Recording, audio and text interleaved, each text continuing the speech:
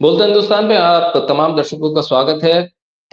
अडानी पर अमेरिका से फैसला आया, कार्रवाई की बात हो रही है तो भारत में लोगों ने पूर्व सीजेआई चंद्रचूड़ को याद करना शुरू कर दिया। उनका चैप्टर खुल गया। दरअसल वो ये चाहते थे अपने रिटायरमेंट से पहले कि लोग उन्हें कैसे याद करेंगे। दरअसल अडानी पर दिए गए एक फैसले की वजह से अब लोग उन्हें याद कर। चंद्रचूड़ की एक बहुत जिज्ञासा थी ये जानने में कि लोग उन्हें कैसे याद करेंगे, किन फैसलों की वजह से याद करेंगे, क्यों याद करेंगे। तो अब अडानी की वजह से उन्हें याद कर रहे हैं। दरअसल कुछ वक्त पहले जब अडानी के खिलाफ अमेरिका में कार्रवाई की तो जस्टिस चंद्रचूड़ का मामला इसलिए आया कि एक चैप्टर उन्होंने क्लोज किया था। भारत में अडानी को क्लीन चिट दी थी और क्लीन चिट देने में सेबी और सुप्रीम कोर्ट ने कोई कसर नहीं छोड़ी थी। अमेरिका में कह रहे हैं कि मुकदमा चलेगा, वहां क्लीन चिट नहीं मिलेगी। याद हो आपको कि 21 अंतरराष्ट्रीय संगठनों ने अडानी कोल इंपोर्ट को लेकर चंद्रचूड़ को पत्र लिखा था। पत्र में इंटरनेशनल संगठनों ने सुप्रीम कोर्ट से डायरेक्टरेट ऑफ रेवेन्यू इंटेलिजेंस द्वारा दायर अडानी ग्रुप के पेंडिंग केस को जल्द से जल्द निपटाने की गुजारिश की थी। इस मामले में इंडोनेशिया से कोल इंपोर्ट के ओवर वैल्यूएशन के लिए अडानी ग्रुप की फर्मों की जांच की बात कही गई थी। सीजीआई को लिखे पत्र में लंदन बेस्ड फाइनेंशियल टाइम्स की एक रिपोर्ट के बाद ये तमाम चीजें आई थी। इसमें George Soros backed organised crime and corruption reporting project के डॉक्यूमेंट का हवाला दिया गया था। अडानी द्वारा 2013 में लो ग्रेड के कोयले को हाई वैल्यू में बेचने के आरोप लगे थे। चंद्रचूड़ के सामने जब मामला आया और हिंडनबर्ग की रिपोर्ट को लेकर भी जब मामला आया तो उन्होंने कहा कि हम विदेशी किसी भी रिपोर्ट को क्यों संजीदगी से लें, उसमें कितनी सच्चाई है क्या नहीं है, हम इस मामले को कैसे माने। सेबी की जो जांच चल रही है उसे सही माना था। तब याचिकाकर्ता एक मामले में के वकील थे प्रशांत भूषण। तब उन्होंने कहा था चंद्रचूड़ ने प्रशांत भूषण से कि हम विदेशी रिपोर्टों को सच क्यों माने, हम रिपोर्ट को खारिज नहीं कर रहे हैं लेकिन हमें सबूत चाहिए। तो आपके पास अडानी ग्रुप के खिलाफ क्या सबूत है? ये रवैया था उनका। अटॉर्नी कार्यालय ने जो अमेरिका का तो अडानी के खिलाफ रिश्वतखोरी के मामले को लेकर 2020-2024 के सिलसिले के बीच पे ये बताया था कि कुछ भारतीय अधिकारियों से मुलाकात हुई थी।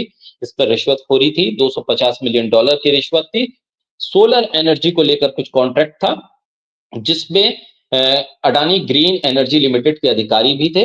और गौतम अडानी को लेकर जो रवैया रहा कोर्ट का, सरकार का, और किस तरह से सेबी का रवैया रहा, उस पर भी खामोशी। सेबी बार बार समय मांगता रहा, देते रहे, और फिर आखिर में क्या निकला, सेबी की चेयरमैन खुद अडानी के साथ मिली भगत करने के उन पर आरोप लग गए। बहरहाल ये तमाम चीजें जब आई तो अब लोगों ने सीजीआई चंद्रचूड़ को याद करना शुरू कर दिया। चंद्रचूड़ इस बात से बहुत भावुक थे कि आखिर लोग उन्हें याद कैसे करेंगे।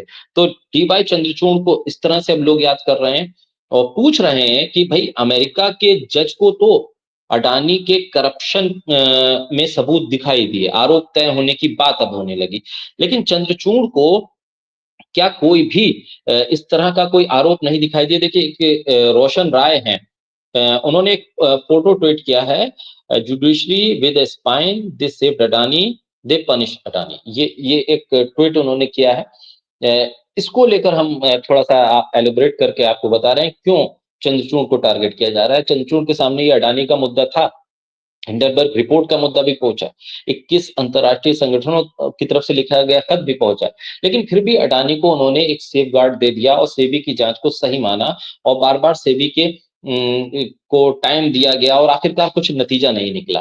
यानी कुल मिलाकर टालने वाली कोशिश थी कि जैसे जैसे वक्त बीतता जाए चीजें टलती चली जाएं और अडानी बीच के रास्ते के जरिए कहीं ना कहीं उनको फायदा हो जाए। ये तमाम कोशिशें हमेशा से रही। लेकिन अब सवाल ये उठ रहा है कि अडानी के वजह से चंद्रचूड़ याद किए जा रहे हैं। तो अब चंद्रचूड़ खुद भी सोशल मीडिया पर अगर देख रहे होंगे, जैसा कि उन्होंने कहा था कि सोशल मीडिया पे लोग बेरोजगार हो जाएंगे जब वो रिटायर हो जाएंगे, उनका क्या होगा।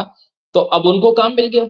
सोशल मीडिया पे अब अगर चंद्रचूड़ आके देखेंगे पूर्व सीजीआई तो उन्हें पता चलेगा कि लोग कैसे याद कर रहे हैं, कैसे अडानी को याद कर रहे हैं और अडानी के साथ उनको कैसे याद कर रहे हैं। करप्शन के आरोपों पर कैसे अमेरिका की अदालतों और भारत की अदालतों की तुलना की जा रही है, कैसे जजेस की तुलना की जा रही है, कैसे फैसलों को पढ़ा जा रहा है, कैसे मामलों की संजीदगी को समझा जा रहा है। बहरहाल आने वाले वक्त में अमेरिका की अदालत में जैसे-जैसे ये मामला आगे बढ़ेगा, जैसे-जैसे आरोप तय होंगे, क्या कुछ निकल के आता है, ये बहुत महत्वपूर्ण हो जाएगा। और ये देखना होगा कि जो सबूत वहाँ दिए जा रहे हैं, क्या वो भारत की अदालतों में भी दिए गए थे? क्या वो सबूत भारत में भी मौजूद हैं? अगर मौजूद हैं, तो उस पर कार्रवाई क्यों नहीं? ये तमाम बहुत महत्वपूर्ण और संजीदा पहलू हैं, जिस पर आने वाले वक़्त में एक खुलकर बड़ी चर्चा होने की संभावना खास तौर पर दिखाई दे रही है। आप लोग बोलते हिंदुस्तान के साथ जुड़े रहिए। लगातार हम तमाम चीज़ों पर अपडेट पहुँचाते रहेंगे।